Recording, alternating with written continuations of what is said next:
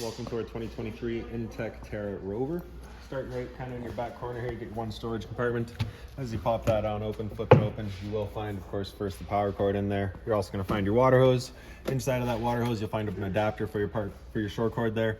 So your 30 amp cord would plug into there, 15 would get you into standard household outlet, 30 amp end on it. Typically most campsites will have that. You can just plug it straight on in, good to go. You get this little jack here, so that lines into all of your stabilizers, so kind of accessible from the back here. You get that little nut that's going to run into there. You run it down, contact the ground, give it another turn or so just to firm it up, and that'll get rid of any sort of bounce or sway that you see you got in the unit right now. Just keep things firm while you're out camping. And then lastly, inside of here is a little water hose. So you just have that little sprayer end on it, basically just turning it to open it up. The one end of it there is going to come into here. So as you pop that open, you can see this outlet there has that collar on it. You push that collar back, press that hose in, locks into place. Simple as that. Once you're done, just kind of same thing, disconnecting it, stretch it out to drain it out, store it back away. Right up above that is your freshwater inlet. So on the left side there is your freshwater tank fill. So your water hose is plugged into there, turn on the water, that'll fill up your freshwater tank. You know that tank is full once it starts spitting water out of that vent down there. Right beside it is your city water inlet. Same water hose to plug into there, turn on the water, pressurizes your water lines throughout the unit. Then you also get this little trap door there, so you can open that up, still have this closed, and run your water hose through there. Down from there, you're going to find your sewer hose holder. It's that little lock there. You're just going to undo that. You can pull it on out of there. Take note of those two ears and the adapter here. It's how I'll be hooking it up to your sewer system. And the hose itself, when it's fully extended, is 20 feet long. Designated holder there, real nice. Just allows you to keep any sort of stench out of the unit, keep things a bit fresher. A step forward is the sewer system itself. Kind of press on that cap and give it a turn. You can pop it on out of there. You see it's got the same ears on it that your sewer hose had. It'll attach the same way, where you're just kind of pressing it in, giving it that turn until the ears are locked into place. Straight up from there, you're going to find the two valves. The one on the left there is going to be your wastewater holding tanks. That's going to be for your shower and your sinks. So typically cleanest water, we'll dump that last. The one on the right there is going to be for your toilet. Of course, it's going to be your dirtiest water, so we'll dump that first. Kind of up and a step forward from there, you got your cable and satellite inlet. Coax cable plugs into there, fires up at your TV location. Right beside it is your power inlet. As you pop that open, you'll find a little notch in the bottom corner here. Lines up with that notch there. Press those in together, that'll eighth turn will lock it into place, then you get the threaded collar there to really lock it down. And as I said earlier, you do get the standard 30 amp end there on it. Most campsites have that. Just plug straight on in, you're good to go. Another couple steps forward, we get the exhaust for your furnace here. So if you're ever running your furnace, just make sure it's not blocked off. It does get hot. Hot water tank here, so that keyway there, you're just gonna line that up. You can pop it on open. All of your controls for turning this guy on are just inside the unit. Before turning it on with either source though, you just want to hit this pressure relief valve right there. You should get some water coming out of it. If you're not getting any water out of there, there's a chance that it's empty. And if you were to fire it up at that point, you do run the risk of burning out your elements. So you just want to make sure it's full before firing it up. Once you're done, just close it back down, lock it with the keyway. This right here is just a vent for your battery. So you just want to make sure it's not blocked off. It will off gas as the battery is charging. Down from there, you get a solar panel plug-in, two-prong plug plugs into there, charges your batteries. Around the front, you do get this one big windshield here, so I'll show you the cover right away once you get into that other storage compartment, so you can cover it up whenever you're traveling. Of course, glass there, you don't want to be breaking that, throwing rocks up at it. Cover here, if you move those clips off to the side, pull this out, so you get your propane tanks there. So this indicator right in the front, if it were red, it's just letting you know you've got no propane in the system, kind of blank like that, just letting you know you do have propane. So with the arrow pointing off to the right, you know that tank is good. We're running off of that. If it were to go red while you got that tank open, it's just letting you know it's now empty. At that point, just flip your arrow over, run off of this tank while you get the other one filled.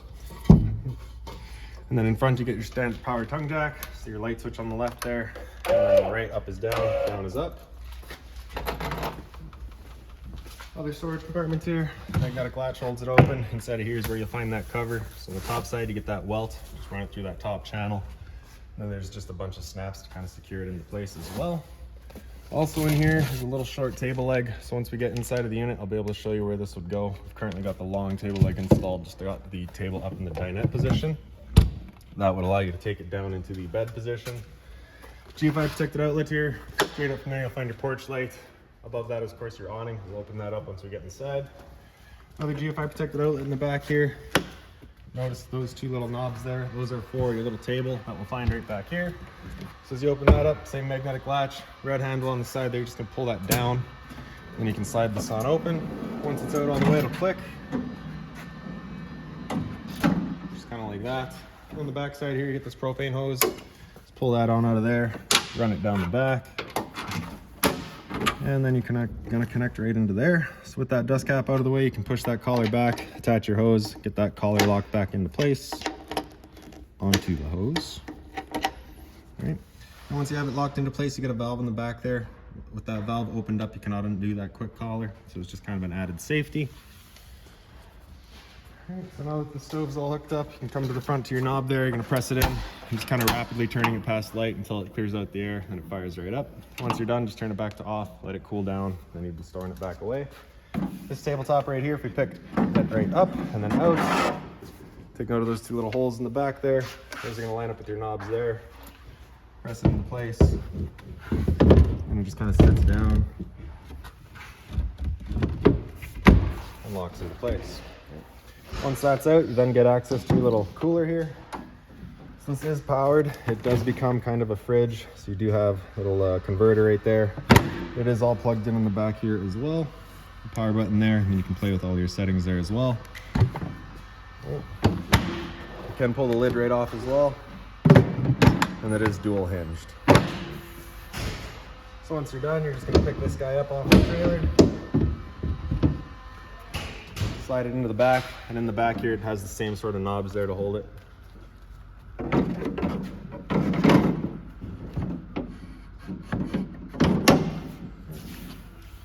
And then we're going to undo our quick connect collar for the propane hose, shutting off that valve, undo the collar, run that guy back up, put it back into its holder, that dust cap back in place, and strap everything back down again.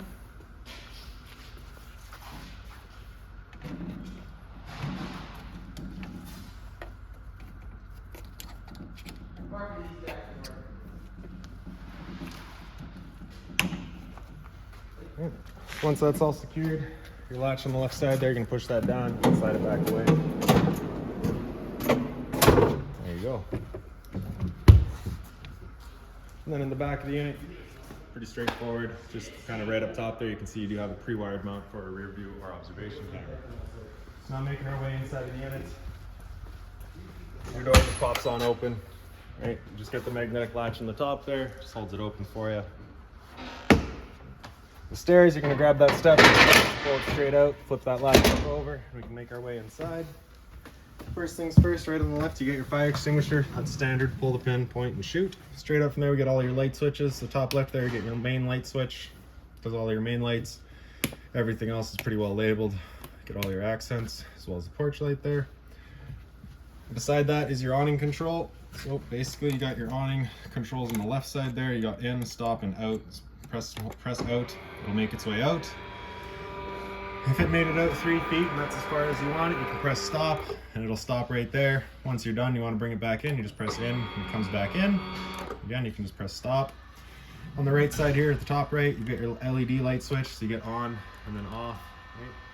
And now if we have that awning out and we have our LED on, we can then press stop, press close off, that'll turn it off, close it back up for you.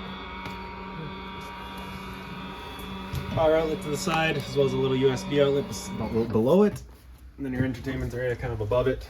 Right, so you get your TV here. There's a little latch. Nope, it is on a mount. It just kind of pulls out, swings around, point it where you like it. Back there, you're also going to find your antenna outlet. It's right in the top here. Is your antenna outlet. You can see that's hooked up. Turning that antenna on is just a little button there. Turns on that little light, letting you know it is turned on or off. Sound outlets there, they are hooked up, so you can kind of get your surround sound going from the TV, as well as a power outlet back there. A little bit of storage down below it. Up above it is your converter. Just press it on the right side there and it'll pop on open. All of your breakers are on the top. Whenever a breaker breaks, it'll sit in the middle, so just turn it off and then back on to reset it. And all of your fuses are on the left side there. This switch right here is your battery disconnect switch. So you can see that's currently turned on. So whenever you're using the unit, whenever you've got it plugged in, you want that turned on. If you've got the unit stored or if you're leaving for a while, just make sure it's turned off, and you can see that cuts all the battery power. Around the corner from there, you get your stereo. So the power button at the bottom there is going to turn it on. It's also your brightness, so just pressing that is going to just change your brightness. Press and hold to turn it off. Zone A is going to be your front inside set. Zone 2 is your outside set. Volume control, seeks, all your presets, and then just kind of all your settings up top there as well. Above that is your monitor panel. Water pumps on the left side there. You turn that switch on, turns on your water pump, drawing out of your fresh tank to pressurize your lines. Water heater on tank heater is basically just a little electric pad that's stuck to all your water tanks. Turn that on, basically keeps them warm, preventing them from freezing. Line heater, same idea.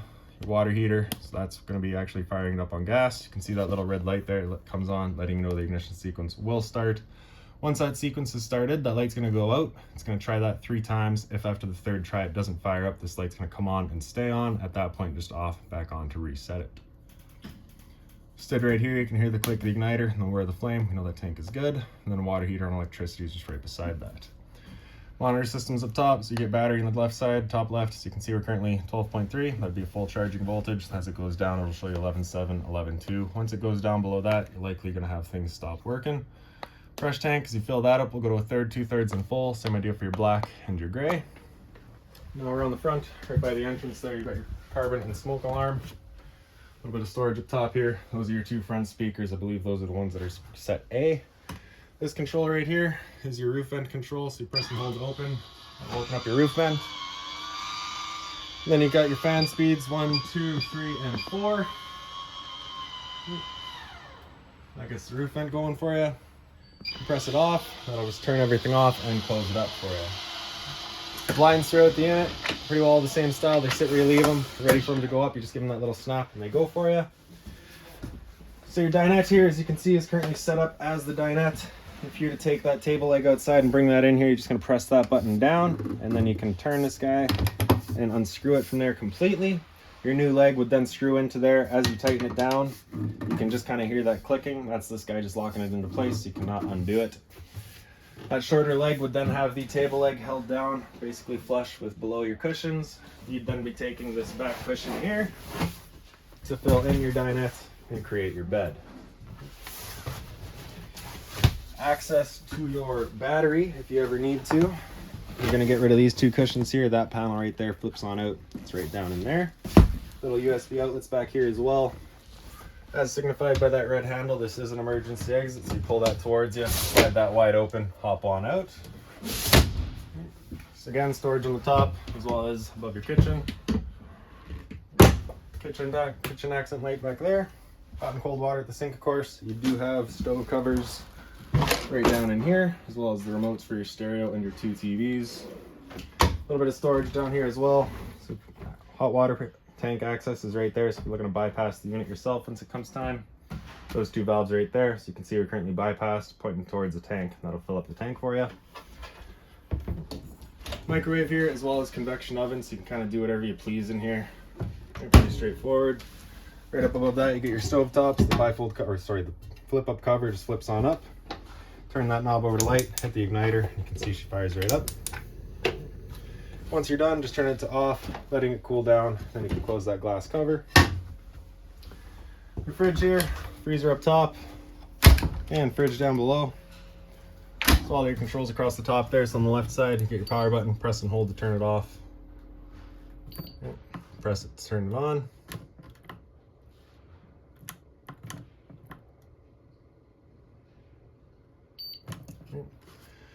So you can see that blue light is currently on freezer. So it's just selecting your coolest for the freezer. Then you can go into that. I might have that backwards. Night mode basically just allows it to run on kind of a lower power draw setting. Save yourself some battery power because this is a 12-volt fridge.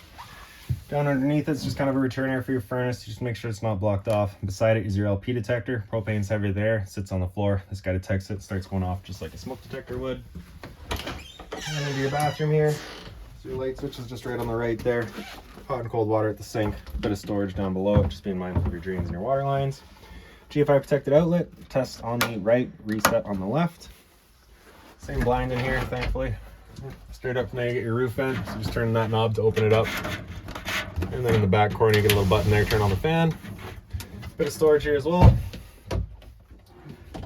Then for your toilet, your flush is just on the right side there. And then the shower. So in here, your light switch is over on the right there. Get the same sort of roof vent up there. Hot and cold water, of course, as well as the stainless head and hose. And now in the bedroom, you come through here, light switch is right on the side there. You do also get another main light switch that does your living room lights there. Cabinet accent lights, you get the blue lights in the back there. Down below that, same controller for your roof vent back here is what you had up front. Up above that's your thermostat. So power button on the side there. It's going to turn it on, and we can hit mode. Power button, there we go. Then you can hit mode to cycle through all of that. So you're going to start from off typically, then you can come into cool. That is of course going to turn on your air conditioner, set your temperature right here. Okay. With that air conditioner going, you got basically two different options. You can have this louver here closed, in which case we'd be using all of our ceiling ducting to move our air. Or you can open it up and it'll just dump all of its air into the living area here. So when you first get out to your campsite, you want this open, cool off this area as quickly as possible. Then you can close it off and start moving the air throughout. So after cool, if we hit mode again, it'll come down into auto. That's going to just choose between the air conditioner or the furnace or just whatever is most appropriate to achieve your goal temperature. And then of course down into furnace, we'll turn on just the furnace. With that furnace going, it's going to be moving its air through all of our little black ducts that we have throughout the unit. Zone is not going to work. Of course, it's just a single zone unit. And program basically just allows you to set up, what temperature you want to be hitting, so that when you're running under this auto, you just kind of hits that temperature. Right? Once you're done, press and hold the power button, or press it, it turns it off. Bit of closet space here. As well as kind of beside it, get that little bit of storage. Little drawer beside the bed. These two speakers here, I believe what your zone 2 are. Little lights up here just on their own little center push buttons or side push buttons. And there's some more storage across the top. And if we pick up the foot of your bed, you do get access to the storage compartment there. And also on the right side, you get access to that water pump. So again, if you're looking to winterize the unit yourself, it's just right back there. And then for your door, it is on a travel latch back here. It's also on a magnet, so it is a little bit firm getting moving at first. But once it goes, pretty straightforward. And there you have it. So that's about it for this guy. If you've got any other questions on the unit, please feel free to give us a call, 204-237-7272.